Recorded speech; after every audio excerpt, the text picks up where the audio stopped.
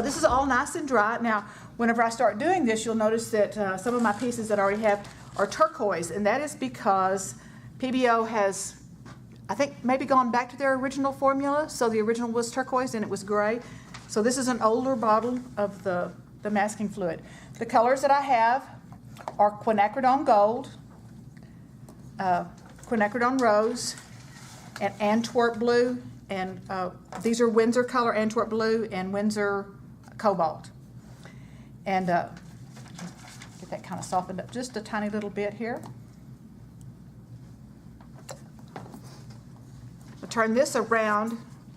For me, I don't know whether that's upside down or right side up for you, but for me, I'm going to turn it so that I can use my wide wash brush, and I'm going to wet the pitcher first. And rose. Quinacridone rose. Cat hair. My kitty, no, of course. I know that only cat lovers would really appreciate the fact that the cat likes to lay right in the middle of wherever it is that you are. And let's swish our little tail through the paint here. So I'm going to kind of mind my edge. Now where I've got this mask, that's going to stop the flow of my paint.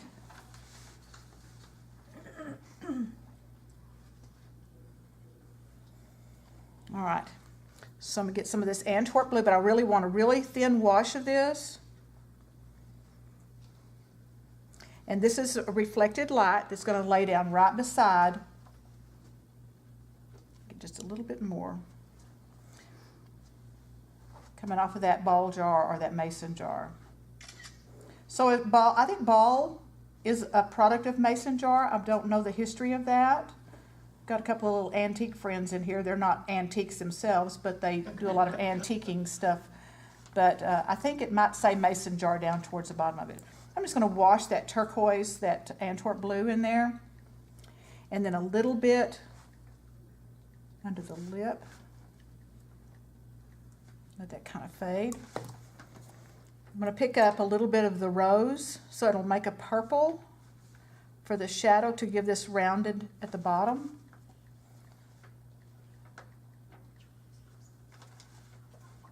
Give it just a little bit more blue here. And this is nice and wet, so right now I'm not worried about any kind of bloom or anything. And follow that line, and I want to go ahead and bring a little bit of that purple right up underneath here too.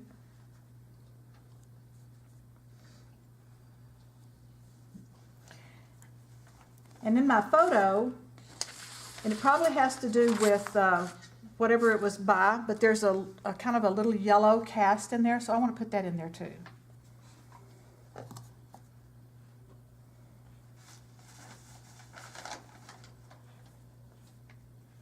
And then I want to get off of this so that I don't wind up with a bloom.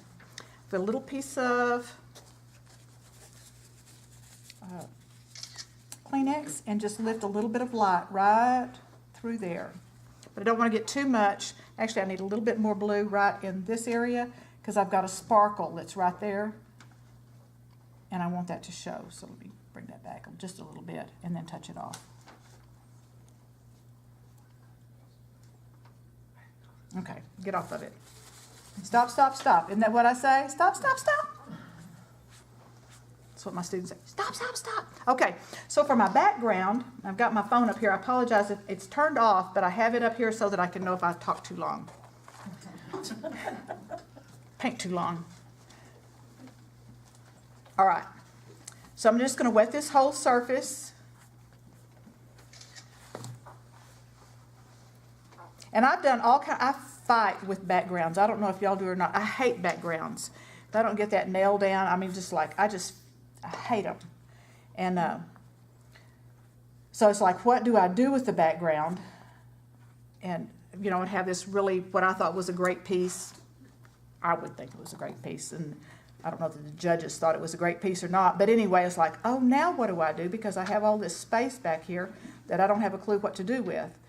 And so to kind of think about that stuff before I start kind of helps. But I'm going to wet this all down.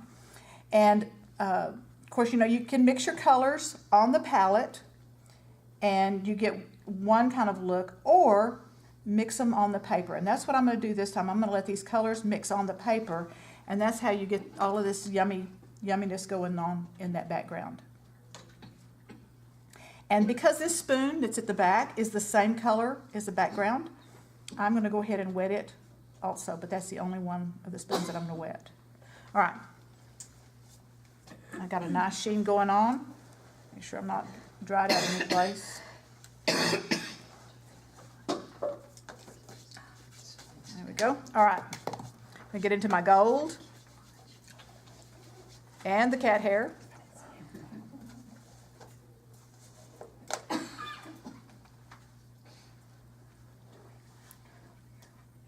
And of course, y'all know, with being watercolor people, that the ratio of paint to water is probably one of the most important and one of the hardest things. So I'm going to put that soupy gold in there.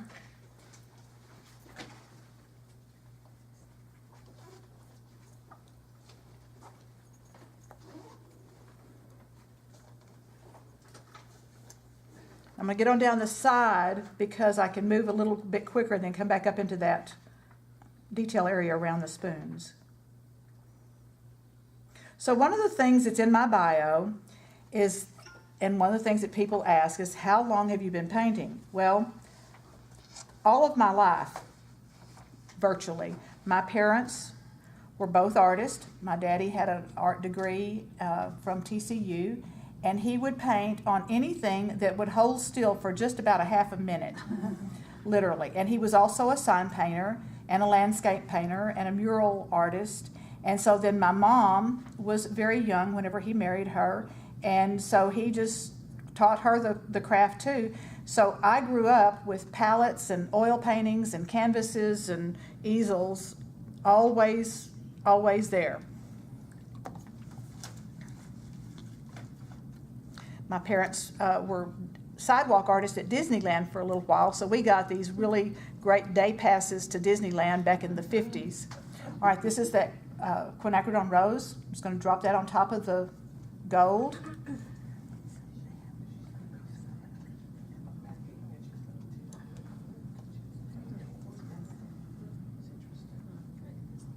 And there's a little dark spot right in the top of the lip of that picture, so I'm going to put that same color on there too. Bring that down the side. Let me put just a little bit right in there just to kind of hold that space. My dad, we had an old Pontiac that we would pull. We had a trailer house, and now they're mobile homes. Well, ours was a trailer house, and you could pull it with a car. We had a Pontiac, and it had a turtle. And some of y'all don't have a clue what a turtle is, but some of you do. And for you young ones that don't have a clue what a turtle is, it's commonly referred to as a trunk. And I see one of the things that I forgot to do, I should have dried that little edge right there before I put the water in here, but that's okay. We'll fix that in the next thing because it's nice and dry. Anyway, it had a dent in the trunk, or the turtle, and my daddy painted a landscape down that. There was trees going up the fenders, and I think that's what those are called, fenders, yeah, and a waterfall coming down that dent of that turtle. Those would have been priceless pictures. Oh yeah, oh yeah. So we get into my Antwerp blue.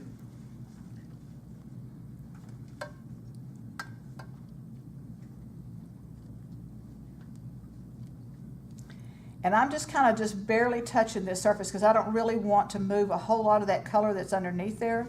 I want these to kind of, I love the way that the colors kind of sing through that background.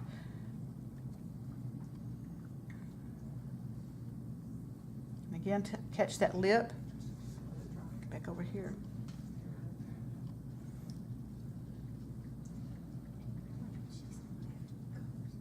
And I even have my little hair dryer over here. I could have dried that little edge before I touched that.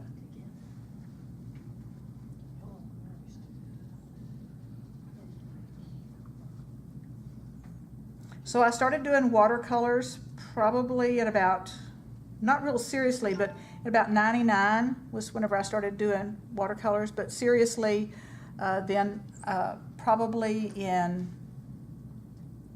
2005. I was working at the prison, and I was a unit supply person, and I could take the watercolors in a little cake carrier thing, and I could work on break or in my car, so they were easy to transport.